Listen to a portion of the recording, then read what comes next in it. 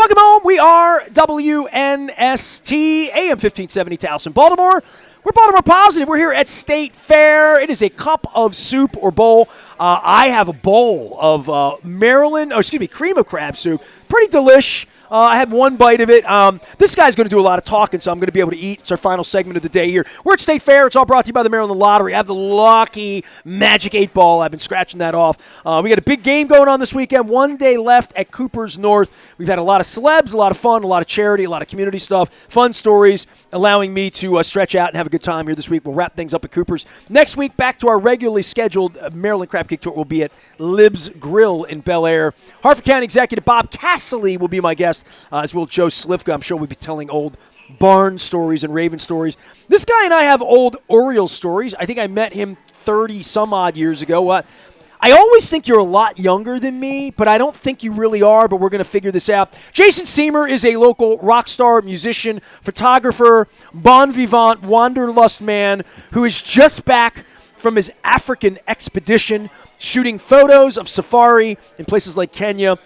He's been my friend for a long time. He plays rock and roll in a band called Bad with Names. I am good with names. He's Jason Siemer of Canton, Maryland, but shooting pictures in Kenya. Welcome back, fellow wanderlust guy. You know, you travel the world taking these pictures and stuff, doing things that I want to do or my wife wants to do, but you're such a great photographer that you become sort of immersed in that I often wonder, is he having fun out there, or is taking the pictures part of the fun? Because it reminds me a little bit of like when you go to the concert and everybody's holding the camera on the band instead of like jamming. So that would be my first question to you. The second thing is, dude, you took unbelievable pictures, and there's a million people that have been to Africa taking millions and millions of pictures, but they're your pictures, they're your images, and I know your soul a little bit about the wanderlust. I would think that you were very, very pleased with how your African adventure worked out, being that you spent most of your life planning it, right? Absolutely. I mean, the first thing I want to address is what you said about the first of all, thanks for having me. It's always great to see you, Nestor. Back it has been many years. Enjoy yourself. You got some coffee. Yeah, what you said about taking photos and still enjoying yourself, the answer is I enjoy everything equally. Like, the fact that I'm taking photos and being there kind of all mixes together. And people say that, they're like, oh, you know, put the camera down once in a while. Well, then you come home, you get to experience it again and again the rest of your life. Well, totally. But also, like, when I'm in that moment and I'm taking a photo and I have, like, something framed up through the lens, I'm actually, like, I'm feeling that. Like, you know what I mean? Like, there's a connection there. So then, don't worry. Like, once I have my shot, I put the camera down. Then I see it with my own eyes, and I appreciate it on that level also. And then I have that photo to relive when I come home. Like so those giraffes, as an example, you see them, wow, holy hell, it's giraffes. Yeah. You do 6 minutes of that, and the giraffe's still standing there after 6, right? And then this is cool. And once you get you satiate, you get the shot, and then you chill out a little bit. Totally. Then you have a bevy. But also, like, part of the fun for me is like waiting for that giraffe to get in a certain position or to get framed. I do that with birds. I had that this morning. Like, my wife has the bird feeder, and we get bluebirds. And this morning, you know, I tried. I got a couple of decent, you know, nothing great. But at one point, they all sit up and look at you. That's what I'm saying. And that's the one. So you try to get 50 of them to just, like, there's the good one there. Or these are the two good ones. I got a couple. See, my little bluebird. So I am a shutter shooter. I like to. You see my pictures. I think I have an eye for it. Sure. I don't have your equipment. Let's start with that in Africa to take those kinds of images. But I think a cell phone would be fine. But my wife loves photography. Yeah. She admires you and watches your thing. She wants to do the African thing. And for some people, that's the most exotic thing they'll ever do, ever. For you, it's a panorama of other exotic things. You've done Thailand, you've done New Zealand, Patagonia. Yeah. Where does the African thing lie for you? And this is for my wife or anybody considering going to Africa, including the man who saved her life, that it feels pricey, distant, long.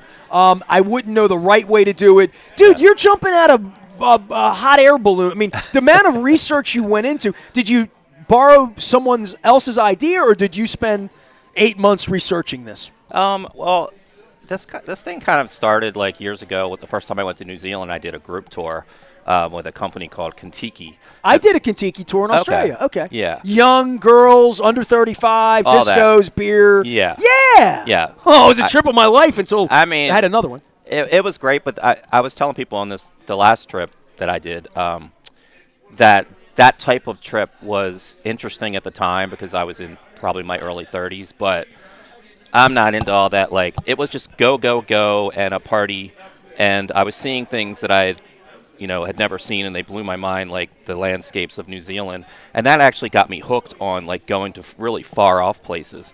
But now it's more about like the photography and smaller group tours. So I've been using this company called G Adventures, and they're affiliated with National Geographic. So they do like really good, high quality. So you were on a tour. Yeah, okay. These days, Nestor, like I'm done with all that crazy stuff. I am a piecer togetherer. I don't ever. Yeah. I may do a day trip or get on a boat or a thing an excursion, as they would call it on the cruises or whatever. For sure. But I'm not a cruise guy. Yeah. I'm not a dock Same. guy. I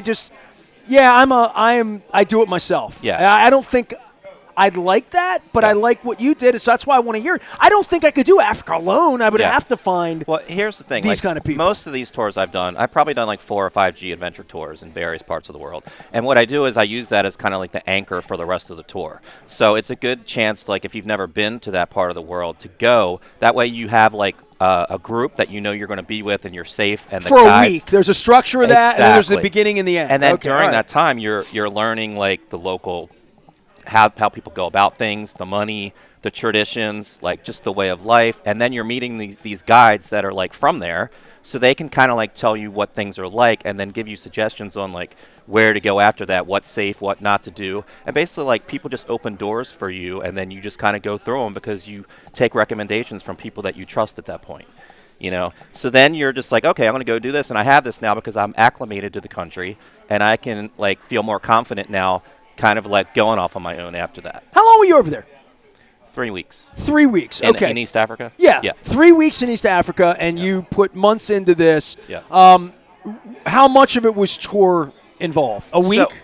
So it was like 2.5 weeks of tour, and then I came home. So in this particular trip, I didn't go off on my own because I learned that in order to do that, to see the animals and to do all these things, it kind of has to be more lined up and put together. You can't just go off because like it's not safe. Like, and I'm not saying from like being afraid of your life kind of thing, but you still need people. There's no gas station out there. There's no food out there. Yeah. You need people, and you also you go to these places, and literally there's wild animals, and like it's not safe to just walk around out in the wilderness. Obviously, like to have a guide, to have somebody driving a car. Maybe set up, take you to a safe campsite, things like that. Like this was the type of tour that you kind of need. That you loved it. You felt safe. You felt good. Totally. But I don't think I could have just rented a car and gone off. Oh, I don't think you can do that. But other places I have, but not for this one. And I needed to learn that when I got there. So I'm glad that I stayed close to home base with my group. If I were to go back, I still wouldn't rent a car and go around. Like yeah. Unless I really met some locals that like brought me in and took care of me. I don't know that I would know where to start other than, with Oprah's enchantment, encounter or whatever. Yeah. And I've seen things stupid expensive over there, and I've seen things so inexpensive that it felt like that might not be legit or safe. Yeah. My wife put effort into this. Back in 2010, we were going to do the World Cup in South Africa. We had 2 other couples and a friend who were willing to do it. I was Budweiser sponsored at the time, so I had the ability to get tickets. Mm-hmm. I remember the U.S. had played well in 2002, 2006 not so good. We went to Germany, loved the World Cup in Germany. We were going to go to South Africa. The economy fell apart. All of our friends didn't have the 5, 8, 10 grand it was going to take to maybe go do it. But I did a lot of legwork through Dubai and Air Emirates and into Johannesburg and Pretoria and all of these South African places. But everyone said the best safaris were to go to Zimbabwe or to go to Kenya. And that's pretty much what you did. Because we could have done Kruger in Johannesburg. And I was like, nah, I had looked at the Seychelles. I had looked at Zanzibar. I had looked at other things to do in that part of the world that in 2010, it's 15 years ago. Yep. We never did it. I never made it.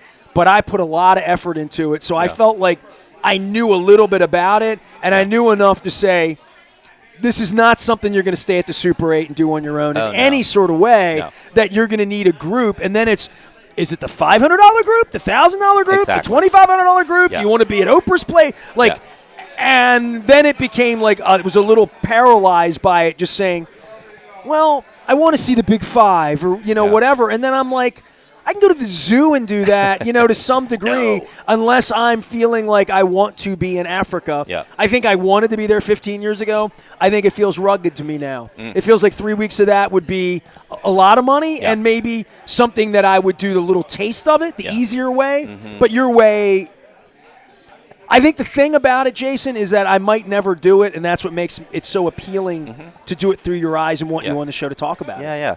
First of all, You're here to talk me into it. You should do it. No, that's what I'm saying. There's I knew you would. And I knew you would. I get messages from people when I'm doing this traveling, and it's kind of like I'm like honored that they say these things that like, hey, I'm following through your eyes, and I appreciate what you're doing.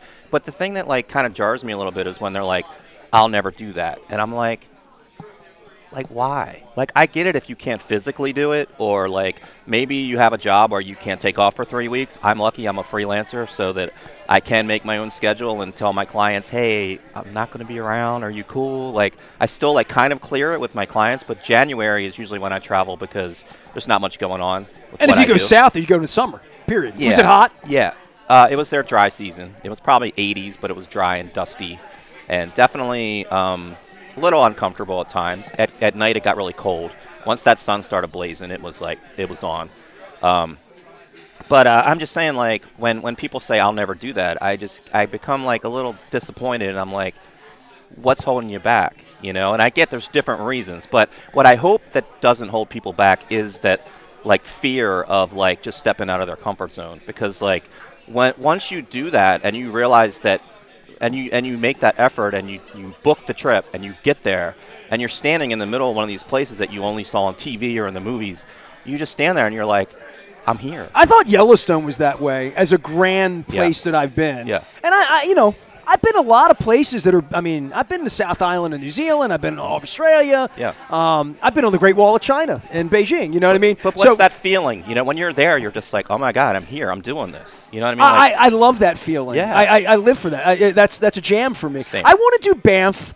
The things I want to do now aren't as sports oriented as they are experiential. I want to go to Royal Albert Hall because there's history there. I almost went to see Bryan Adams last year, but it was so expensive. I was just like, London's really expensive right now. Like, really, like, 3 times more than you'd want to spend to do anything. Got it. And I'm like, let's go to New York and wait it out. Yeah. I'm a little bit of a wait it out. I'm going to do South America. My friend Bruce, who just came by, had done Machu Picchu. Yep. But my bucket list places are, I've been to Australia 3 times now. It was a dream to go once. I had a dream to go to 1 Super Bowl. I did 27. So there's some of this, like, I wanted to go to Wimbledon, and then I got offered tickets and a chance, and I'm like, not into it. Nah, it's just a lot of money. Even if you get, Pam Shriver gets your tickets, it's just a really expensive trip. Sure. And I'm like, nah, but I don't want to go to Cleveland again. The fact that Chad Steele's taken away my ability to go to New Orleans for the 18th time and be drunk in the streets there, I don't need to do that. But my bucket list as I'm getting older is somehow shrinking in some way. Like, I think I'm going to do Alaska on a cruise one day. I think that'll be a cruise thing that I would want to do. But I don't have much, and if I had an unlimited amount of money, in fact, you gave me $1 million right now and said go do anything you want and travel anywhere you want, I would be cheap. I would be like, I want to go see the Hollywood Bowl. I want to see a concert at the Hollywood Bowl. And go ahead. But I don't want to see Notre Dame or the Big House, or I don't need to go to football games anymore. Okay. You went through that. You were a baseball nerd, right? Yeah, I was. Give everybody your background. What you dreamed about doing at 23 versus at whatever I don't know how old you are. I just turned 50 in October. Okay. So that was kind of why I took this Africa Oh, that was trip. your big one. Yeah, kind of. I was Okay. like, this is one I always wanted to do, but it was pretty expensive. I was like, but you know what? I got work lined up. I'll be good. Yeah. What else you gonna spend with your money? Do what you love. I don't know. What's left? Are you going to go to Machu Picchu? Do you have any of these places or no? I don't. The whole hiking thing. Once I did Patagonia, I did the W trek there. That was like. It's grueling. Yeah. It's grueling. Yeah. It's a different kind of grueling. It's absolutely incredible. And if you got sick there or something, it'd be terrible. Yeah. And that part I know Patagonia. It's not. Yeah. It's not. That's rugged. It man. was incredible, but I was like, if I was in a group of people, of course I'm carrying like lenses and cameras and stuff because I like bring way too much because I don't want to be without a certain lens if I have a shot. You know, it's that. How kind many of thing. did you not use? Right. Well, I ended up like literally, this is a little embarrassing, but like paying like one of the guides or whatever, like a little extra just to carry my lens, one of my bigger lenses for me. Okay. Because I'm like struggling getting up these like mountains and stuff. Well, you are and, getting like, older. You're not 25 yeah, anymore. yeah, Right? Yeah. and like so I don't know, the whole hike thing. I'm not saying I don't go on hikes when I do these things, or I won't anymore, but like something extreme like Machu Picchu or Patagonia again, or even like Kilimanjaro. People on my trip in my group had just done Kilimanjaro like the week before, and I'm like, I don't really need They're to real do that. hikers, right? Yeah. I'm just like last. I'm always like the last I'm never guy. going to play you know? pickleball, just as an example. You know what I mean? What's that? I'm never going to play pickleball. Yeah. Yeah, I mean, there's just things I could do Yeah. that I'm not going to do physically. Right. Because I could do something else. I'd rather do yoga. Jason Siemer's here. He's bad with names. He is a rock star. He is a photographer. He is a wanderlust traveler who just got back from 3 weeks in Eastern Africa, taking beautiful pictures that you sell. Please promote, tell everybody, because you take pictures in a lot of. You were at the Faroe Islands last year. I'll give you a chance to talk about that. But you have picked, much like me, sort of weird things that you might want to do. Yeah. Really unique. I don't know why I was in Manapori in southern New Zealand, other There you than go. it was there. Totally. And then it was like, well, we could do Milton Sound, which is the tourist sound, or we can do Doubtful Sound, where we're going to freeze our ass off, go over a hill, do all this. We did that one. You know, and it cost a little more, and we were like, we're going all the way to the southern part of New Zealand. We're going to do the rugged thing. Yeah. So I feel like I'm 56 now. I don't need to be bougie or Gucci about any of this stuff, but I want to go back to Japan. Okay. That's something that I love Japan, so I want to go back. I love Europe, but I want to do Scandinavia again at some point. Yeah. But my things aren't out in the fields because of your photography. I do live vicariously through you. I do think the African thing for me. What would you recommend for a tenderfoot of your part of your trip? Was there a specific area in Kenya, Zimbabwe, places you went that you're like, if you go and you're only doing 5 days or 8 days, these are the places and the animals and the things that you want to do? Yeah, well, not only did I do Kenya, but we went into Tanzania also. And Kenya was awesome because it was like really rugged and raw and legendary, and, you kind of have to, I don't know, a bucket list kind of place. But once we got into Tanzania, the Serengeti was just like, that's like the iconic National Geographic area, So that's where I did a hot air balloon over the Serengeti at sunrise, took some amazing photos. I want to do Albuquerque for the hot air balloons. Okay. It's my birthday weekend. It's always the second weekend in October. It was always in Raven season, so it was like, I have never done it. Yeah. And it feels touristy, like a million balloons or whatever. But it feels like for photography, from a beauty stamp, to be there one time on that Saturday morning in Albuquerque, which is doable. Yep. There's no reason to not do it. You got to do it, yeah. It's on my list. It's the same thing. Like, see, having you here gives you. You're expanding my bucket list here to give me real ideas. And I never thought I would be in a hot air balloon, honestly. And like, I bungee jumped over the off the Zawari Bridge or the Zawari River in New Zealand. And I'm not a bungee jumper. I would never bungee jump. I was never even a roller coaster guy. But like, when I'm in these places, I'm like, well, when am I going to be able to do this again? I'll probably never go back to that bridge in New Zealand. My wife wanted to walk the Sydney Bridge. You can strap in on the Sydney Bridge over Sydney Harbor and do it, and it's a couple $100 or whatever. And I was like, go get a beer. You go do it. Yeah. Her sugar and her diabetes at the time, she didn't have the monitor. She regrets it. And when she really, really, really regretted it? Yeah. When our friend went over and did it a month ago, and she That's what saw I'm her on saying. top of it. Yeah. She's like, I should have done that. Yeah. And I'm like, you weren't physically able to do it at the time. It was right after she had cancer the second time. Yeah. So it's like she just couldn't do it. Yeah. But like, she might wind up going back and do it. She has regrets. I've beaten her up pretty good over 18 years. We were in South America. We were chasing you too. You'll appreciate this. And the Stones. We went to Rio. We went to Sao Paulo. We went to Buenos Aires. And we were in Buenos Aires. We fell in love with Buenos Aires. We were drinking, eating, the whole deal. We gained 20 pounds in Buenos Aires. And we were at the Buenos Aires. We didn't have a cat. We didn't have kids. That's when I was running the station, but I wasn't on the air, so I didn't have to come back and do radio. And I had points. American Airlines. U2 was playing Santiago, Chile. Yeah. And there's a place called Vina del Mar, which is their vineyard area in Chile. And Journey was playing there, and Bryan Adams too. And I'm like, look, We're in Buenos Aires. Yeah. It's going to cost $800 total Yeah. for us to reroute to go to Santiago and go to Viña del Mar. We're having the greatest time of our life. Let's extend 5 days and just go do this. And you did it? No, we didn't do it. So every time I was I'm so somewhere, every time I'm somewhere Yeah. where I get a bowl of Yeah. chili, Yeah. or if it's chili outside, You're thinking about it, the regret. or anything comes on the TV from Chile, or Yeah. they have a earthquake in Chile, I ram it at her. And Yeah. I'm like, you remember that time we were going to go to Chile? That's what I'm saying. We didn't do Chile. I know, and that feeling that you have where It's you terrible regret feeling. it, if you had done it, you would have that opposite feeling whenever you I saw know. Chile. You know what I'm I saying? know. The extreme opposite, and there's nothing like that feeling, which is why you should always do the thing. Come on, man. Hold on. Always do the thing. Yeah. Every guest I've had this week has given me one little Yep. thing. have to. Always do the thing. have Jason to. Siemer's doing the thing. When's your band playing? Friday night at the Admirals Cup in Fells Point. Every first Friday of the month this year will be at the Admirals Cup in Fells Point, in addition to the rest of our schedule. They are a rockin' 90s power rock pop kind of band. Tell me what you play so people come see you. What I just said. Yeah, 90s rock, party rock, anything that kind of gets you moving and having a good time, having a couple drinks. Places like partying Fagers up. Island, Ocean City, down Yep. at the Admirals Cup.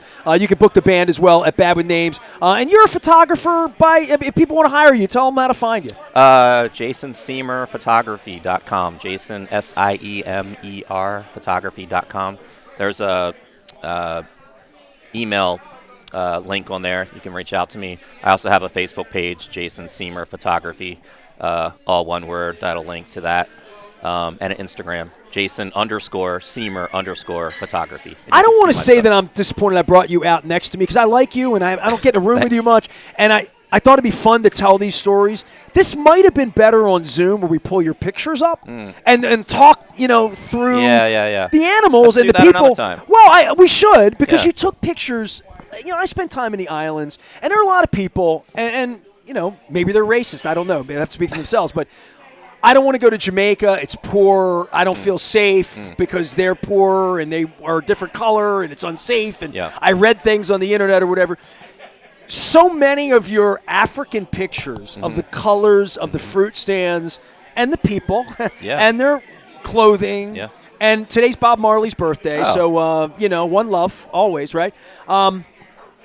Those kinds of pictures of happy people in poverty, never going to escape poverty, don't even have dreams of leaving poverty, never want to leave the island. Yep. You've captured these beautiful images of these folks in Africa, and then after that there were birds Yep. and people and beast of burden and village life, and then these people, these African villagers, you captured their emotions in some way. You must have. Where did you get that? Did you do some sort of luau or some sort of community village? How did you meet so many locals Yeah. to photograph them? Well, the first part of the trip when we were first leaving Nairobi to get out to our first safari spot, Samburu National Reserve, there's a Samburu tribe there.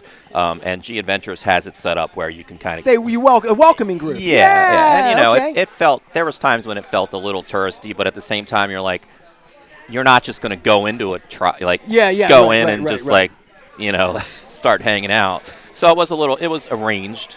That being said, they're all authentic tribal people.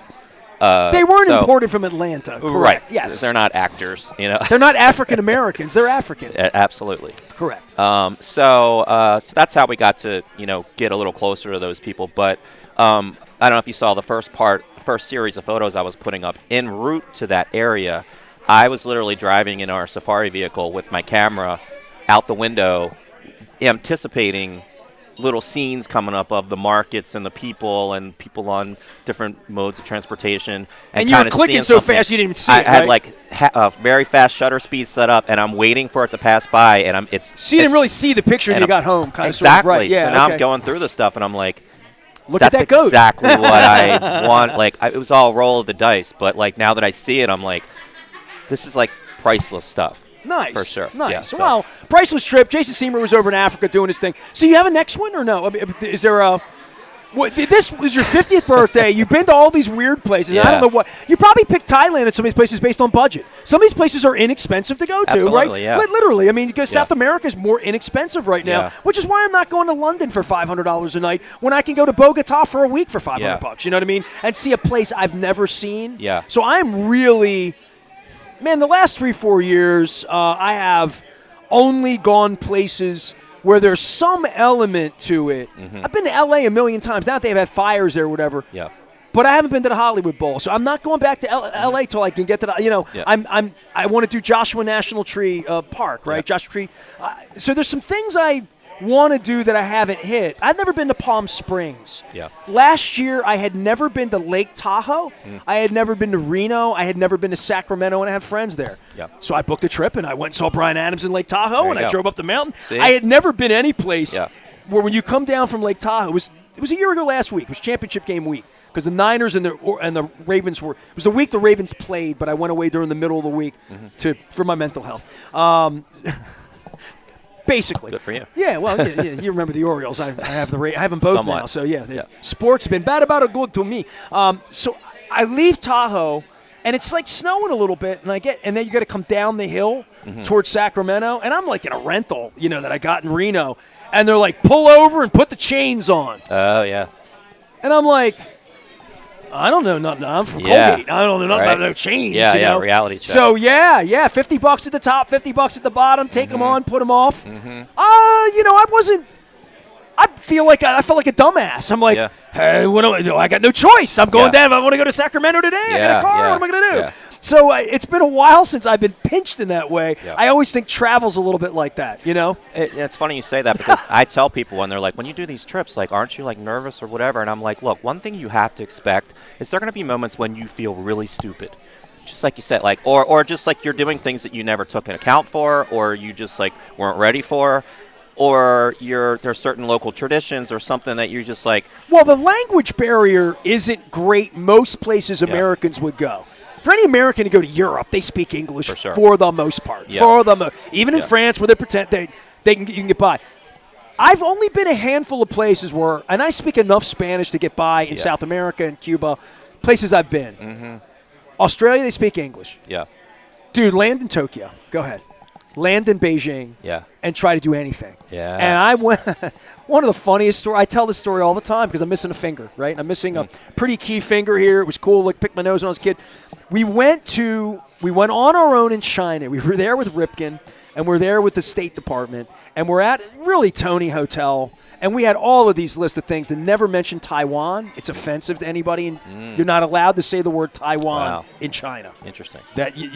That's part of China to them, Okay. right? Yeah. So, it's just weird, right? So the State Department told us, don't open your eyes in the shower because the water will have parasites. Don't drink, all these things. This is in Beijing, right? Yeah. And you could see how dirty the air was. The smog was incredible in Beijing. And the smog in Seoul, Korea, incredible. So we got in a cab to go to a restaurant that we had found in the Foder's Guide, or maybe it was a Time Out Guide, because it was 2007. It's called Bellagio, of all places. We went, Chinese place, everybody smoking cigarettes, crazy, bowls of noodles. It's a real, Asian noodle kind of place. I think it might have been Vietnamese, like in its reality, Vietnamese cuisine. So we ordered some Dan Dan noodles, and they bring me a bowl. And I don't speak any Mandarin, obviously, and they don't speak. There's no one anywhere that speaks English. So everything is pointing and communicating. Yeah. And that's like, it's like being a child again or dealing with Sure. a child or an Yeah, animal that challenge can't. you. Yeah. So they brought the food. They brought my wife food and noodles. And I held my finger up, and I'm trying to show them. They brought me chopsticks, right? Yeah. This speaks to your first point of things you think you have never done and can't do and haven't tried enough. Yeah. And I'm missing a finger, so I can't use chopsticks. So they're like 4.5? I What? can't do chopsticks. They literally, the woman brought me, and I have some video. She brought me toothpicks because that's all they had. They didn't have forks. Yeah. It's China. They don't do forks there. They didn't have forks. Yeah. So they brought me toothpicks. And it was at that moment in 2007, October 7, I was 40 years old. I said, I'm going to learn to eat with chopsticks. Okay. And when I went back to Asia and Japan, I ate every single thing I could find with chopsticks As you should. because I learned how to eat. Yeah. Because I was embarrassed. It was a cultural test. It's Sure. what I laughed like hell about. Right. They felt bad that I had a finger missing, but they Right. didn't know what to do with it. Yeah. They're like, dude, learn to eat with chopsticks. Yeah, for sure. Yeah, and there's going to be those times, and that's a unique feel story dumb. that not many other people tell. You feel dumb. But yeah, you do, and you're always screwing up in some way because you're not from there, and also you're a little nervous. Absolutely. Did you read anything of what not to do or not to say, or is there anything in Africa that you absolutely shouldn't have done? Like, if you would have given money to the villagers, is that offensive to them, or is that? Yeah, I just want you don't want to offend someone in their heart through poverty or through you're a rich white guy from America and they're. That's always an issue for me with poverty in other places. When I have a man come up to me on the beach in Jamaica and try to sell me whatever, weed, coke, drugs, a hat, whatever they're trying to sell me. Yeah. I always want to be respectful in my heart Sure. of what I have, being there and they don't have. And I think that is makes me try to be a good person, but I want to convey that to other people because I think there's so many stigmas about being, as Pearl Jam once sang, WMA, white man in America, right? Right? I mean, it's when you go places, you don't want to be the ugly American. Sure, but there's also a fine line because I've been to say it pops in my mind Cambodia and also in Africa where they say if a kid comes up to you and asks you for money, don't give it to him, and that's kind of like it kind of tugs at like your morals too because you're like, well, it's a kid, but they don't want to teach kids that like that's how I get my money in life is by begging either, so like. They say no because in the big picture it actually helps them know that like it's not that easy and you should try to like work for it or make sure you go to school and earn stuff. You're not going to go your whole life just like that. Of all the things I've done in my life traveling, and this week I'm trying to talk about poverty and feeding. We had Catonville. There's so much poverty in America, in our own community, and insecurity and all that. You do feel differently when you travel other places, and you feel like, well, they're not in America, so they people want to be here, and we feel superior in some way, and we have this complex about us. I went to Cuba in '99 with Scotty P, who owns Amici's, if you're familiar with Amici's. And we went over as media members, back when I was in the real media. We flew from Miami down to Cuba, and before we left, his mother and sister were very involved with the Harrisburg Senators, I think they were called, the baseball team that played on the island. And Scott came up with this idea with his mother, and this is when baseball was doing cardboard, or whatever it was called. The cardboard leather? Yeah. Give things to Dominican kids, Venezuelan kids. I mean, I remember when my father would always tell me this story, my gringo father, my pop. When we went to Venezuela in '73, kids were playing baseball with stockings. They would stockings wrapped up. That was a baseball in Venezuela in 1973. So we went down to Cuba, and Scott and his mother and his sister put together a whole bag of Harrisburg Senators hats, baseballs. I collected some hats. We just collected stuff and said, I think the radio station, I had the radio station. I said, if you want to give some stuff away, and we wound up packing a suitcase full of nothing but stuff to give away, and we didn't know how to give it away. And Scott's creative, and he's such a good man at Amici's. We had a cab driver that was going to take us out to the Veradero, the famous beach, out to the east of Havana. And we thought we were being watched and all the shit that our parents told us about Cuba, and they're going to murder us in the hill. Nothing like it. I found the Cuban experience to be completely different than anything anybody ever told me it was going to be like. It often is. Right. I mean, I was 31 at the time, so I'm feeling it was 25 years ago now, 26 years ago. So we go down for the famous game, the Castro, Angelos. We were there for all that. We had this stuff, and Scott's like, how do you want to give it away? And I'm like, I don't know.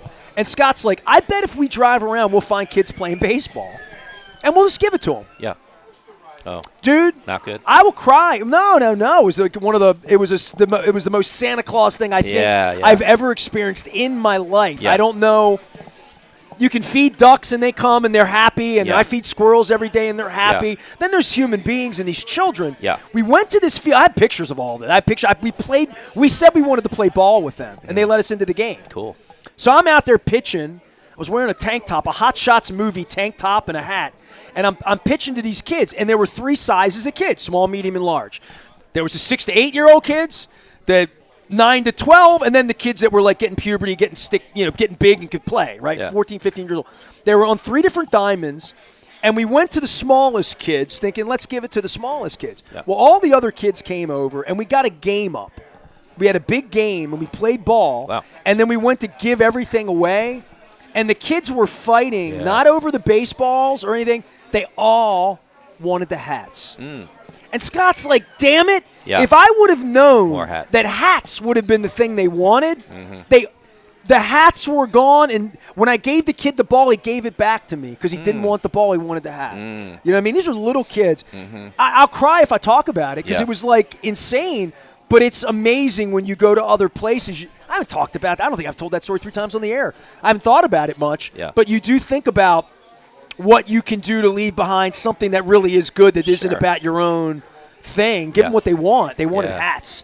Yeah. Scott's like, my God, I feel like I want to go down to the store and buy 30 hats and bring them back to them. Yeah. Spend $10 or whatever it would be. But, I mean, when you travel, you get humbled as the white American, I think. You do. Yeah, absolutely. And you know the whole tipping thing in different parts of the world too, where like, it's almost insulting to over tip because then it seems like you're just this like just dishing it out because you feel bad for them. There's like a fine line in like giving what's appropriate and over giving and being arrogant about it too. And being showy.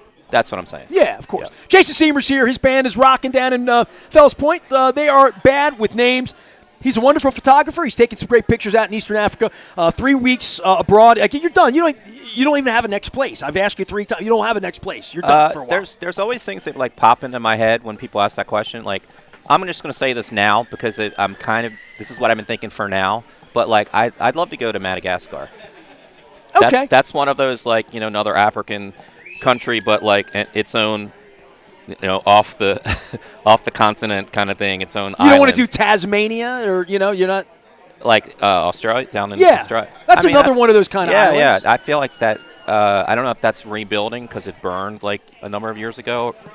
Maybe not. But no, Madagascar just seems like such its own place. Well, the Faroe Islands was that for you, right? Yeah. Nobody knows where they are. Okay. And you did that. Yeah, so last January, as I said, I usually travel in January because that's when I kind of have a window of time where I can do stuff. I'm like, where should I go? And I was like looking online at different like photographers like pages and different blogs and stuff. And I came across an article that said like, I had been seeing photos of the Faroe Islands. So basically, it's an 18-island archipelago off of, it's like an hour-and-a-half flight from Iceland, and it's owned by Denmark. All these islands are connected by sea tunnels, and it's a very wealthy nation, actually. Sea tunnels? Yeah. There's 18 islands, and I think there's at least, 8 or 9 sea tunnels. So not all of them are connected, but they're working on it because they do have the money. So they're kind of between, like, Scotland and Iceland and west of Norway. Yep. And sort of south of southeast of Greenland, which Iceland is as well. Yeah. So Iceland's very close to Greenland. Yeah. So, yes, okay. Yeah, so I was on I see a lot of photography online, and I saw these, like, mysterious photos of these, like, houses with these, the grass roofs.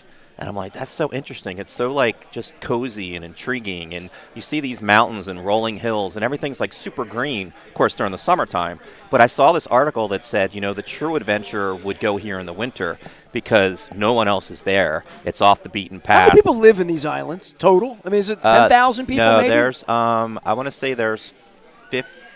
Oh, man. I want to say there's like 55,000 people total. In all the islands. Okay, I can Google that. Don't quote me on that. But I can Google it. But on top of that, there are the sheep outnumber the people like 2 to 1.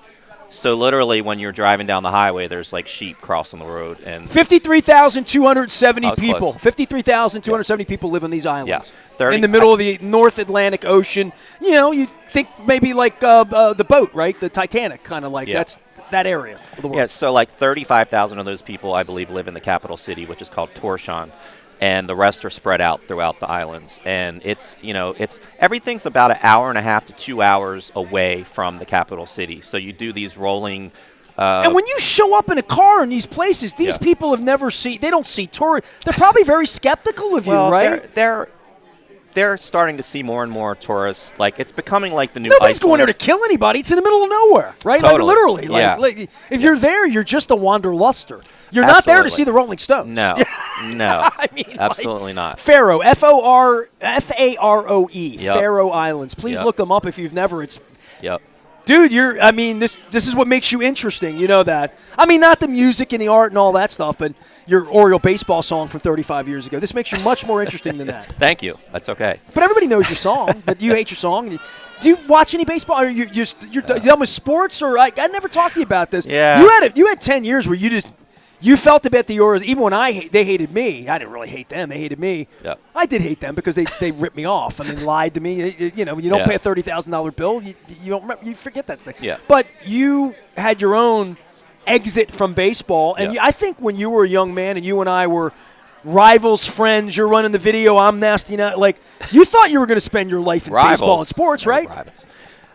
Yeah. Well, you would have been. You would have been Orioles.com first in. You would have been a Masson employee. We would have been rivals. Trust me. Yeah, that's okay. Trust me, we would have been. I got you. Yeah, I mean, I grew up wanting to be a Major League Baseball player. Played all throughout. Played Little League. Played high school. Didn't get recruited. I made all county and stuff in high school, but then I didn't get recruited, and I was like, well, I guess I'm just gonna see what I try to get a career. but I always loved video. My story is like when my dad would go to leave for work. He had his video camera there that he would use to film our Little League games.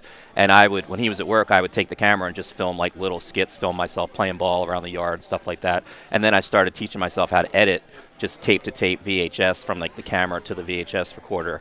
And I started teaching myself video production basically. And then when I was in high school, I was in the video department. And then college, I went to Towson and did TV and film.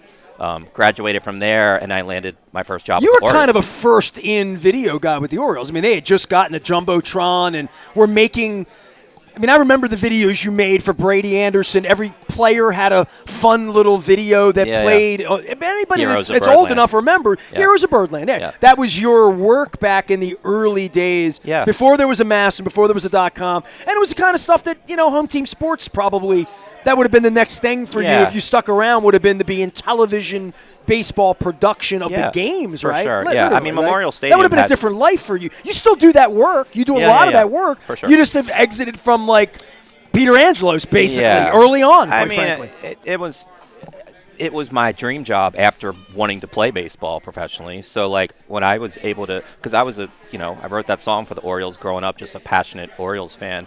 So when I landed that job, I was like, wow, this is the best job I could have because I'm a part of baseball still. I'm in the major leagues, but in a different way. And you get to go to the games for free. And I'm doing video. Yeah, and my work is being displayed in front of, like, at that time, full house. 3.8 million people. A lot of people. Yeah.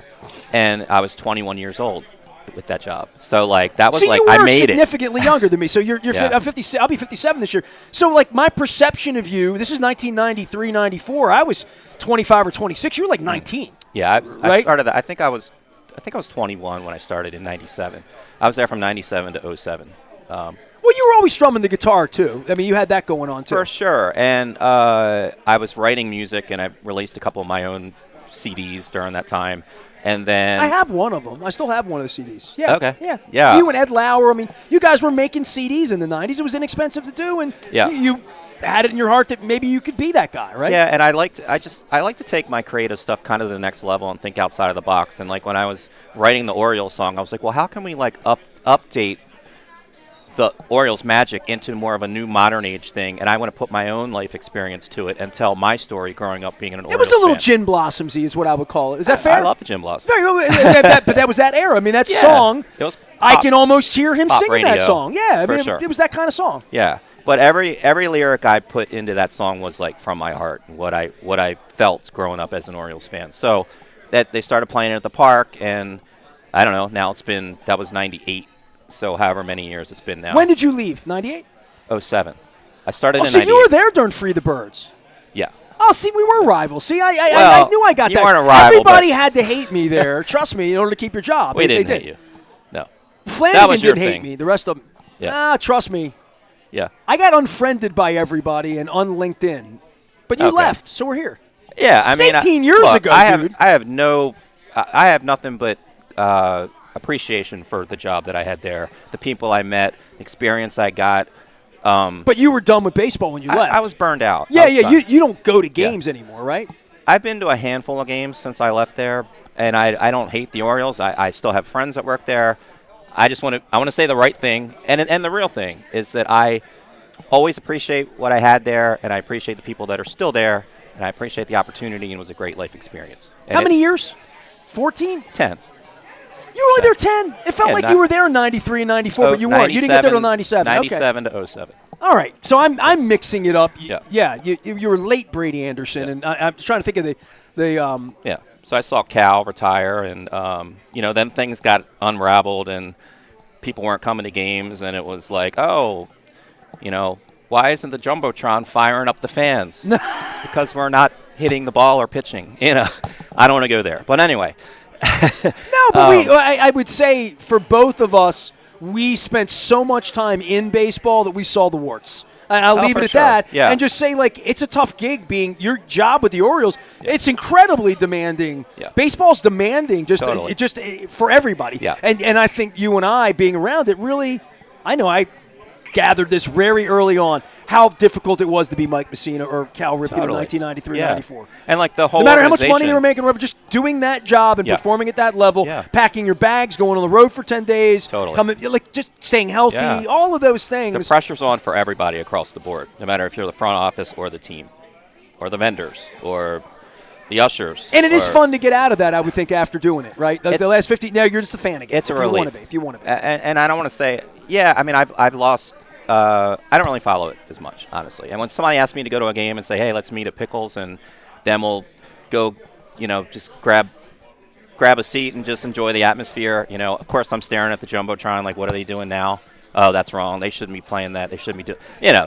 That kind of stays with me. I find that I see the game better at home on TV being thrown out. Yeah. That when I am at the game's not as important as hanging out with you. You know what I mean? Hanging out with the people I see. I'm there not to be seen or whatever. Yeah. I'm there to immerse with people. Yeah. If I want to watch the game, I stay home. I watch the game at home a lot, and I talk about the games. Yeah. But when I wind up going down there, the game doesn't ever feel important to me. What feels important is, oh, my God, there's Siemer. I haven't seen him in a while. How you doing? Yeah, I think over time that stuff kind of becomes more golden. You're just and my friends that are still there, I see catch a beer with once in a while, and I'm like, you talk about those old times, glory days, whatever. But you appreciate it. You appreciate it on a whole different level. It's not work anymore, and that's a relief. But you also have those memories. See, people think I hate the Orioles and I love the Orioles. I just challenge the Orioles, and I want them to be better than they've been for our lifetime. And Clancy does too. Clancy came out the other. So we have you, Clancy, me. There's a lot of. There's mojo, and you know what? They might win the World Series, and I told Clancy this yesterday. When they win, I'm not going to cry and jump. I don't know any of these. If they invite me back, great. I hope they do. I know Mark Fine. God bless you. I'm really a media member. If you want to let me in, I'll come. But whenever they win in the end, people like you and me that have been whatever we are, disenchanted, removed, removed ourselves, expatriated. The people that have stayed and love it, really, really love it, I want them to win for them. And I felt that way 2 years ago when it was a little closer and they went down to Texas, and this year it didn't feel like they were good and they didn't have enough pitching. Yeah. Last year they might have been able to win. The notion that Clancy, it's going to make him happy, that makes me happy. Absolutely. Period. Yeah. And the fact that John Angelos is gone too, it won't make him happy. That'll make me happier. But in a general sense, for everyone that has suffered through it and loves it, and it's on their Christmas tree, and right now in February they're waiting for opening day and they can't wait for it, feel like a kid again when they're at the yard. I will feel great for this city because the city deserves it. The city deserves a championship. Totally. I mean, you always want to feel good. You always want people to feel good about life, If something they've been, you made following me feel good when forever. I saw those African smiles, man. You know what I mean? Yeah. So that is good. So, well, I'm glad you had as much fun as I wanted you to have. 21 days in Africa, this guy, East Africa. His Oriole baseball song is still out on the internet. His work is out on the internet. You can buy his pictures from the Faroe Islands or any of the other places. Find him at Jason Siemer Photography. Is that correct? Siemer. Did I say Siemen? What is yes. that? Siemer? I said Siemer. Siemer Photography. Did I say it right? Seimer. Did I do it right? Now you're right. Siemens is the video. It's Seieemens That's right. is the name of the company. Right. All right. Siemer. You got this. Seymour of Africa with him. All right, we're at State Fair. My bowl of soup. You were like going to drink your coffee. And I've I was had a couple sips. I had 2 bites It's of been my so soup. riveting, you know? I'm serious. Just keep drinking. I'm not being. Oh, geez. He can get his own podcast. He'll have his own. He has his equipment too. Go see his band, Bad with Names. I have been bad with crab cakes here. I haven't had crab cake all week, even at Coca's. I took one home. It's the Magic 8 Ball from Maryland Lottery and our friends at Wise Markets who put us out doing this thing. They're Wise Conversations. Started as a crab cake tour. It's a cup of Super Bowl. It's all for the Maryland Food Bank. I have a whole trunk full of non-perishables that I'm going to drop off over at Catonsville Emergency Assistance on the way out of here. We're going to wrap it up at Cooper's North in Timonium on Friday. Friday's nuts. I mean, I've got like a dozen guests and people coming by, more than I even know. We've had Joe Flacco this week. We've had Jamal Lewis this week. We've had Mike Nolan and a whole bunch of Pro Football Hall of Fame voters. Good luck to Marshall Yonda and Terrell Suggs and Steve Smith, as well as Lamar Jackson on the MVP. I am wrapping up from State Fair so I can go eat my soup and look at Siemer's pictures. Back for more. We are Baltimore Positive in WNST. Stay with us.